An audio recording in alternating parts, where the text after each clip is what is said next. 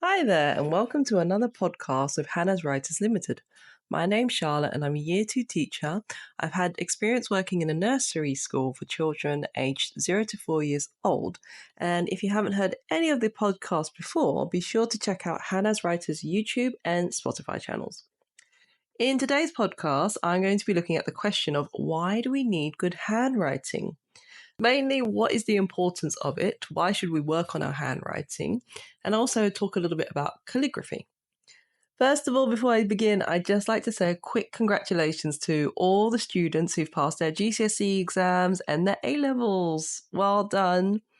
It is a wonderful achievement, and I really hope that you all celebrated in style during the summer. Well done to those of you who have finished A-levels and you're moving on to uni. Those who are university and you're looking to move on to jobs, well done. Good luck to you both. Hope things go well this year. Fingers crossed. If you finish your GCSE exams and you're moving on to your A-levels, that's just amazing. Well done, you guys. Put in the hard work. Work really hard. Rooting for you guys. Good luck for this year as well. But whatever you're doing, even if you've already got a job or you're looking to change roles or anything that you're doing for your future, good luck, and I hope you enjoy the next step in your journey. So, moving on to my topic, why do we need good handwriting? As a teacher, I'm moving back to classes now. September started this week. Kids have started back at school, first week of September. Primary kids for sure are excited, and it's just one of those times of the year where everyone, yes, it's September, yes, we know, oh, school is back, everyone doing the school run. Kids getting uniforms. Everyone's uniforms seem to have gotten smaller because all the kids seem to have just shot up over the summer, especially those of you who are this short, maybe like less than 5 foot, and then you've suddenly shot up to like 4'2" or something. You're like, oh, what's happened there? Anyway, so starting the new year, I'm back in a year 2 class this year. Yay! And one of the things that we are going to be looking for with our children or looking at is their handwriting. Now, in a year 2 classroom, kids are typically aged 6 to 7. And the whole of summer not doing any writing. Maybe they do some colouring in, but mostly I'm guessing they were on their iPads, computers, games, playing, not probably even touching a pen unless they had to, or a marker pen unless they were like some colouring, or unless they were inclined to go to the library and get books and things. So I'm sure everyone has their own thoughts and ideas about their own handwriting. So just have a little think. You might even like your handwriting and be like, actually, my handwriting's pretty damn good. And some of you probably just like, yeah, don't even look at my writing because you probably won't be able to read it. You're a doctor, yes, please work on your handwriting. We can't read it. It's not a lie. I know you have to write fast, but learn how to write fast with joining the words and letters up together, please. It would be very good. Anyway, so as a kid, you probably didn't put that much thought in your writing or how you were writing. But when you think about it, the way that we write is influenced by anyone who was older than you, basically. Any teacher who showed you anything on the blackboard, on the whiteboard, chalk, they're just writing words and you copy the words. Who sent you letters, pen pals, maybe. People who are on holiday say, hey, I've been on holiday, look where I am. That kind of things. You might have kept some of them. I know I've kept quite a few letters from my pen pal. I used to have a pen pal in America, and she used to write me these long letters because we were younger, we didn't have emails, so we had to send letters to each other. And our school did this thing where they pen palled with a school in America. And it was pretty cool because you got to write to someone all the way across the world and send your letter in the post. And you knew that post was going through the air or by sea and they're getting there and then landing on their doorstep. And it was just one of those fun things that you would wait for in the post. You'd be like, oh, I hope my pen pal got my letter. Hope they read it and hope they're writing a reply and they're going to send me the reply back soon. And it was quite fun, actually, because my pen pal even sent me some gifts through the post. She was really lovely. So wherever you are, pen pal, I hope you're doing well in America or wherever you've moved to. Maybe you've moved to a different country. Well, my dear.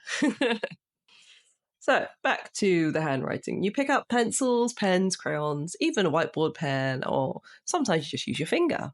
You trace around the lines, you draw onto the paper, whatever you can see, letters, whatever you are drawing or writing, it resembles a letter. You're writing the letter O, drawing the circle, you're writing the letter T with the cross, making sure the line is straight. And then hopefully someone can then pick up your piece of paper and say, oh, so you've written 0 or O, you've written T, you've written I, L, and then suddenly, oh, you've written the word little or something like that, or lots, whatever.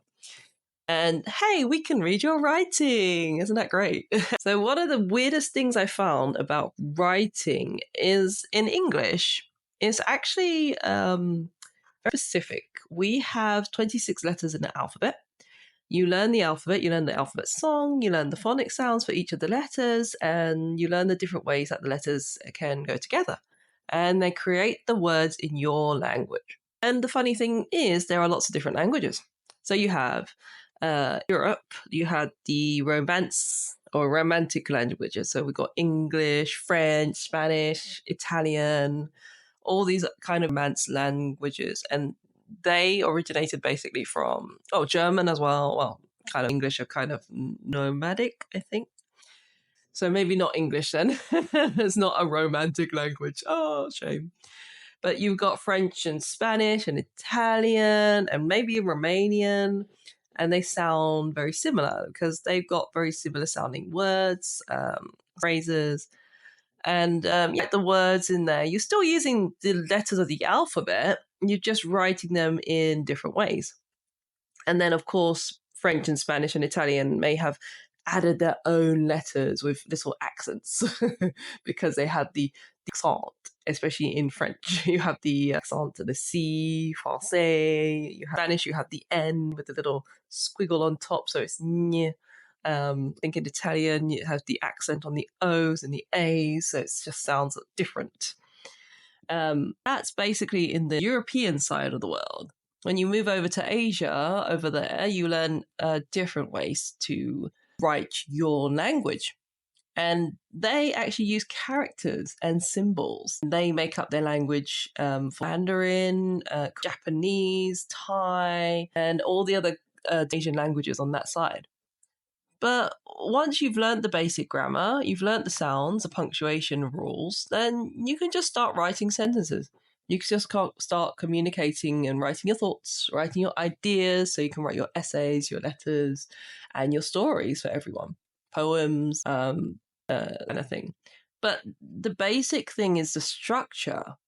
All humans have to go through this structure of learning a language. And once you've learned that language, then you can communicate with others. Without learning these basic things, you will struggle to learn any language. If you don't learn you don't learn the basic way of putting them together. There's certain ways to put words together in a particular language. If you don't learn that, then you can't really then do any communicating. You can't speak, you can't write, and you just have to maybe rely on body gestures or like language as well. Like sign language. Sign language has rules, they have constraints, they have things that you have to learn. And once you've learnt the signs, then you can put them all together. But it's still a language at the end of the day. There's still rules and grammar and punctuation that you must have. Otherwise, it's not a language, which I find really interesting. Anyway, if you have any thoughts and ideas, leave a comment below. Let me know. So back to my initial question. Why do we need good handwriting? What is the purpose? So simply put, having good handwriting helps you to get your thoughts and ideas across to other people. And if they can't even read what you've written, they don't know what you want and they can't know what you mean or know what you're thinking. Simple as. Have you ever tried to read something and you've just been like, I can't read this. What is going on? And then you try to make out the words, you try to make out the letters, and you think, an S? Was that a T? Is that a D? It must be a T. No, maybe it's a B. And then you kind of quit your reading. So then you put the whole word together and you're like, it makes no sense. Why would they write that word? And it's basically because you can't read what they've written. So let's say when you go to the shops and your mum or your dad are like, hey, can you get me this? And they write down a whole list of stuff. And you're like, yeah, just give me the list. And you take the list and off you go. Walk to the shops. You don't even look at the list. You just, quickly as you can, get to the shops. You get there. You take the list out. You read the first thing. Okay, I can make that out. Fish. Okay. And then they've written something like tomato soup or something. You're like, huh? Why do they want tomato soup? Okay, so you go and get tomato soup. And then you see milk. Okay, you can read that just about. Then they see tacos. Oh, okay, some tacos. I guess we're going to be having tacos tonight and some tomato soup. Oh, yum. And spaghetti, maybe. And yeah, a lot of things on the list. Then you buy all that stuff. You take it home. You're like, here you go, Mum, all these things. And then she's like, where peppers? She goes, yeah, your peppers on the list. Where? And she's pointing to the bit that says tacos. Oh, I thought that said tacos. Why did you buy tacos? And then the whole argument ensues. And you're like, it's just because you misread something completely wrong. And it was on a shopping list that your mum had written. And who knows what else you bought that you were not supposed to buy. So yeah, good handwriting is definitely important in this particular case, especially for the miscommunication. And you've spent money to buy something that you're not going to be using in a while. But it's not completely impossible to communicate without writing. For example, people who are blind, well, they have to go through life just without reading anything. They can't even see language. They have to rely on hearing. They have to rely on what people are saying. So, but still, even though they're blind, they listen to how people talk. They listen to what people say, and they somehow learn the language. They can't see what you've been writing. They can't see anything, but through listening and listening to the rules, listening to the words, they figure it out. Then they learn the language, and then they can talk to others. They can sign it, or not sign it if they're blind, of course. I mean, they can just tap it out, like Braille. Oh yes, Braille, of course. Braille is another sign of communication. I'm just going on a tangent here, but yeah, it has its own rules. It has its own alphabet. People blind are taught how to read the dots and dashes and spaces in between. Yeah, they've got books in Braille, and it's just crazy. It's amazing the things that we do, the inventions that we've come up with for people who are disabled to help support them, especially with communication and language, because it's so important. It's one of those things where you need to have it, otherwise you can't get your thoughts across, you can't get your feelings across. It's one of those, it's also a frustrating thing as well, because sometimes you just don't have the language, or you don't know how to say something, and it's frustrating because you're like, tell someone something very simple and you just can't say it, or you can't do it. The majority of people who can see, they've learned how to read, and they will look. Usually you look for signs, you look for writing, you look for symbols, especially when you're trying to communicate with other people. My friends, they went on a trip to China, and she spent like a month out there, and she had learned a bit of Mandarin before she went. She was good at writing the characters and reading them, but she wasn't so confident and great with speaking the language. She didn't feel confident that she would say the things and words well or clearly enough. So as she traveled around China, she was able to recognize characters and signs, and that really helped her, because then she was able to work out was going and how to get to different places that she wanted to go to. But of course, she also saw characters and signs that she'd never seen before.